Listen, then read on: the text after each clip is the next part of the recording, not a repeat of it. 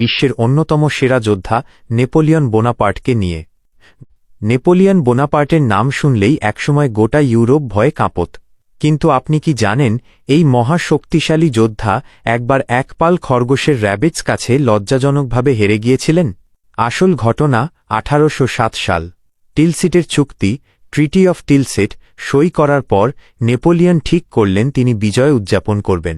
তিনি তার chief of staff Alexander বার্থিয়ারকে আদেশ দিলেন একটি রাজকীয় খরগোশ শিকার বা র্যাবিট হান্টের আয়োজন করতে। বার্থিয়ার সাহেব তার বসের যাতে কোনো কষ্ট না হয় তাই তিনি প্রায় 3000 খরগোশ সংগ্রহ করলেন। কিন্তু এখানেই তিনি একটা মস্ত বড় ভুল করে বসলেন। ভুলটি ছিল, বার্থিয়ার জঙ্গল থেকে বুনো খরগোশ ধরে আনার বদলে স্থানীয় কৃষকদের কাছ থেকে পোষা খরগোশ কিনে এনেছিলেন।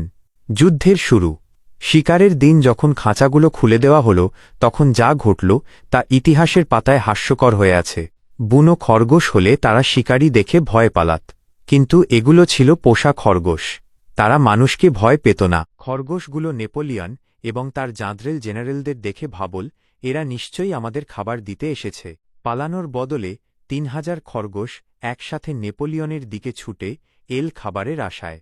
নেপোলিয়ন প্রথমে ব্যাপারটাকে মজা হিসেবে নিলেন, কিন্তু কিছুক্ষণের মধ্যেই পরিস্থিতি ভয়াবহ আকার ধারণ করল।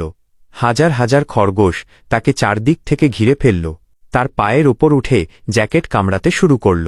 নেপোলিয়নের সৈন্যরা চাবুক ও লাঠি দিয়ে চেষ্টা করেও খরগোশদের সরাতে পারল না। খরগোশগুলো ছিল নাছোড়বান্দা। শেষমেশ ইউরোপের যে সম্রাট কামানের গর্জনকে ভয় পাননি, তিনি সেদিন খরগোশের ভয়ে দৌড় লাগালেন। তিনি সোজা তার ঘোড়ার গাড়িতে গিয়ে উঠলেন।